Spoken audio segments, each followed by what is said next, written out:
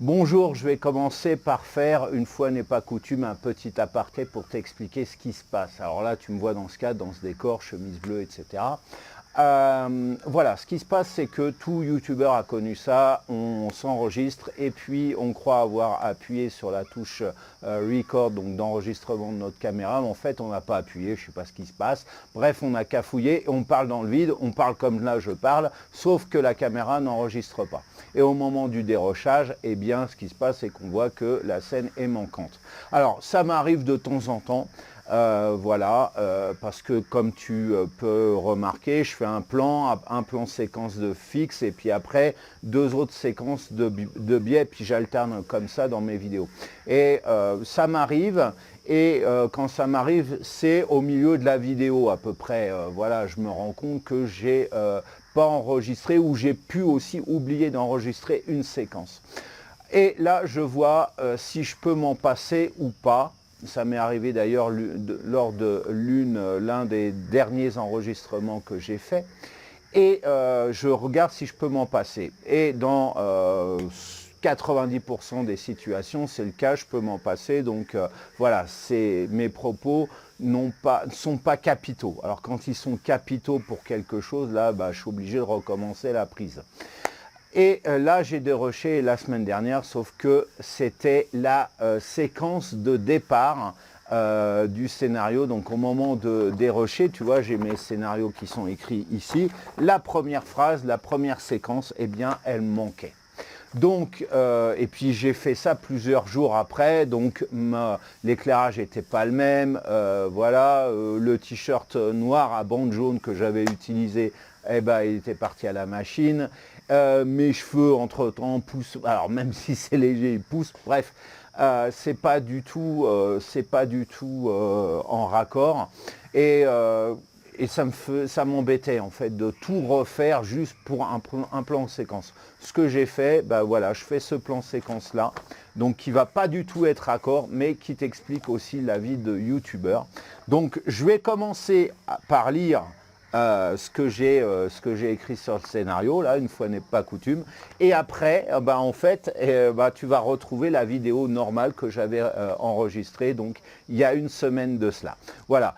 Je te prie de m'excuser, mais j'ai un peu la flemme de retourner voilà, 3 pages de scénario, donc ce qui va me prendre 1 heure et demie à tourner, donc c'est assez long. Juste parce qu'il y a un plan séquence qui a sauté. Je préfère encore une fois tourner voilà, dans des conditions, là pour cette fois-ci je suis en extérieur, quand j'avais tourné j'étais en intérieur. Voilà, je préfère tourner ça, t'expliquer comment ça s'est passé, et puis voilà, j'espère que tu m'en tiendras pas rigueur. Alors voilà comment ça commence la vidéo. Quand tu démarres un business, que tu sois timide ou pas, il te faut savoir quel va être ton client idéal afin de mieux cibler tes prospects. Et c'est justement ce dont on va parler aujourd'hui. Bonjour si tu ne me connais pas, ce qui serait étonnant. Si tu arrives totalement par hasard sur cette vidéo, ce qui sera encore plus étonnant. Je me présente, je m'appelle Cédric Corneloup et je suis web marketeur pour les entrepreneurs timides, introvertis ou en manque de confiance. Je vais lancer le jingle juste avant. Je t'invite à liker cette vidéo, pouce bleu en l'air, je te remercie, à la commenter si tu as un petit retour d'expérience, voilà, une remarque à faire juste pour me faire un coucou. Voilà, quand tu me laisses un commentaire, eh bien l'algorithme de YouTube remarque qu'il y a de l'activité sur la vidéo et fait augmenter sa visibilité. Donc qui dit plus de visibilité dit plus de vues. Et si ce n'est pas encore fait, ce qui serait étonnant, abonne-toi à cette chaîne et au moment de t'abonner, clique sur la cloche pour être au courant des prochaines publications. Voilà, j'ai fini mon petit blabla. Maintenant, je lance le jingle et on parle de ton avatar client juste après. C'est parti.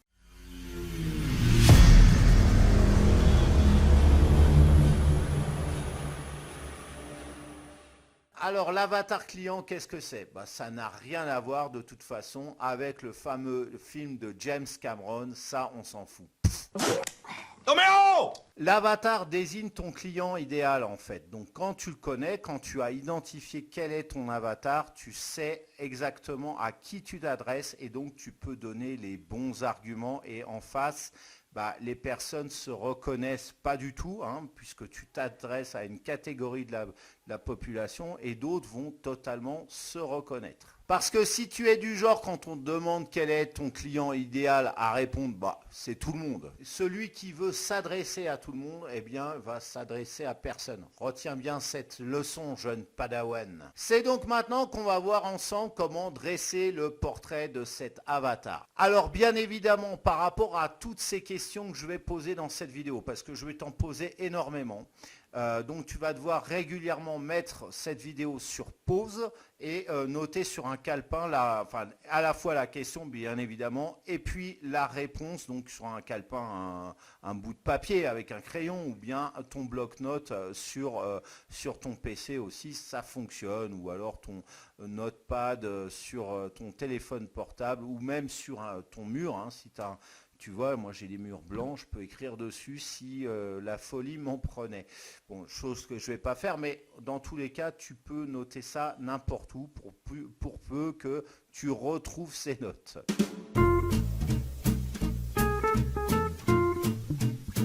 Tu vas peut-être me trouver stupide, tu vas me dire « Mais bordel, c'est quoi ces questions ?» C'est incontournable parce que tu vas pouvoir l'identifier. Si tu crées, imaginons, plusieurs avatars clients, tu sauras qui est qui. Et psychologiquement, si tu donnes un nom, tu vas pouvoir mieux te représenter la personne idéale que tu vas avoir en face de toi. Et puis son prénom va très certainement déterminer quel est son sexe et la génération d'où il est issu. De quelle génération fait-il partie? Tu sais qu'il y a des modes de prénoms en fonction des générations. Par exemple, les Gérard qu'on connaît, on en connaît encore aujourd'hui, notamment Gérard Jugnot, eh bien ils ont à peu près entre 70 et 80 ans. Des Cédric comme moi ont connu leur âge d'or, mais je ne désespère pas que ça revienne, dans les années 70 et jusqu'au milieu des années 80. Si tu vas bientôt être papa, que tu as un garçon, s'il te plaît, appelle-le Cédric, contribue à la renaissance, à la suprématie des Cédric à travers au moins la France, mais même le monde. Voilà.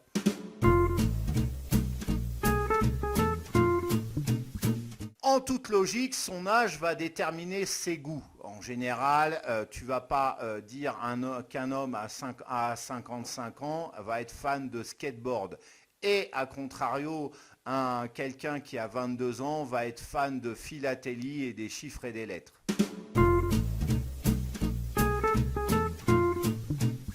Ouais, bon, voilà, là, la question est claire et nette et précise. On ne va pas tergiverser pendant 107 ans. Il faut arrêter de tomber et de se soumettre aux injonctions abominables des militants LGBT.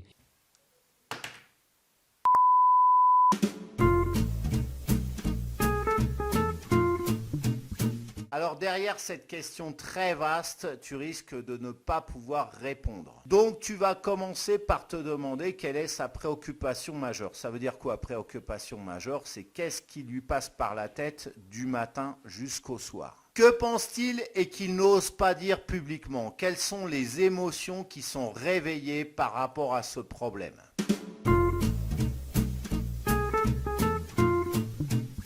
Là encore, tu vas devoir préciser quelle est son apparence physique, comment il s'habille, est-ce qu'il est bien coiffé, est-ce il ou elle a des bijoux par exemple, une alliance, je ne sais quoi d'autre. Dans quel type de logement vit-il? Est-ce un appartement ou une maison? Est-ce que ce logement se situe en ville, à la campagne? Quelle taille fait-il? Quel standing il fait? Est-ce que c'est plutôt du rustique, du moderne? Bref, je veux tout savoir là-dessus.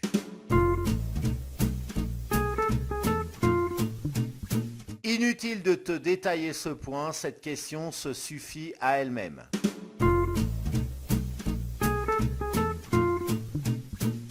Quelles sont les solutions qu'on lui a déjà proposées? Pourquoi ça n'a pas marché pour lui?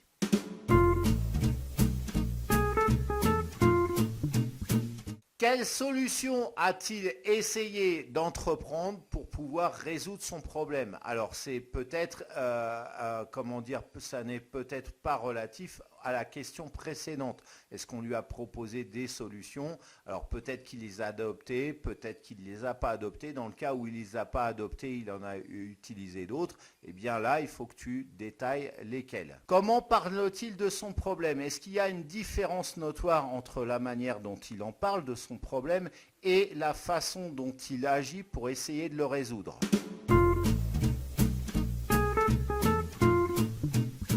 C'est-à-dire qu'est-ce que peut lui dire régulièrement son entourage?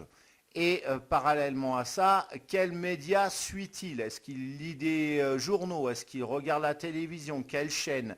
Est-ce qu'il regarde des chaînes YouTube ou des blogs? Et comment cela l'influence-t-il par rapport à son comportement?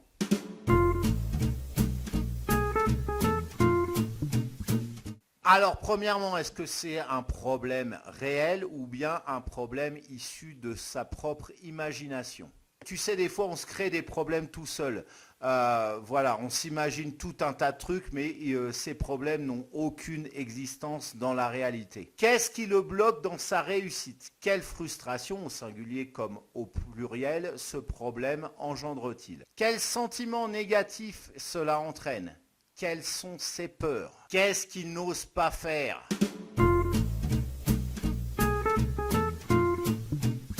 Qu'est-ce que le succès? Pourquoi est-ce si important pour lui? Et quelles sont les émotions que ce succès engendre-t-il? Qu'est-ce que ce succès va changer en lui et dans ses relations? Voilà, alors cette vidéo est maintenant terminée. C'est le moment de la liker. Toi, tu as un petit retardataire, tu ne l'as pas fait jusqu'à présent. Donc vas-y, c'est le moment de pousser le pouce bleu. Voilà.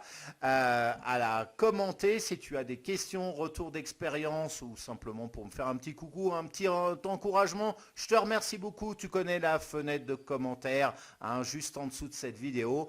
Et si ce n'est pas encore fait, toujours pas, hein, je te l'ai déjà dit au moment de l'introduction de cette vidéo, eh bien abonne-toi à cette chaîne et au moment de t'abonner, clique sur la cloche pour être au courant des prochaines vidéos qui paraissent. C'est logique ça. Voilà, tu n'as pas à te poser de questions autant comme par rapport au sujet de cette vidéo. Voilà. Et alors maintenant, je t'invite à regarder aussi dans la description. Ouais. Bah, je t'ai laissé tout un tas de liens sympas, notamment une formation géniale que j'ai créée de toutes pièces pour créer depuis zéro une communauté, en partant de zéro, hein, une communauté réactive sur Facebook qui te suit, qui like, qui commente, qui partage, qui va sur tes liens externes. Voilà, ça te dirait d'engendrer 30% de trafic en plus sur tes pages de vente. Cette formation va te le permettre.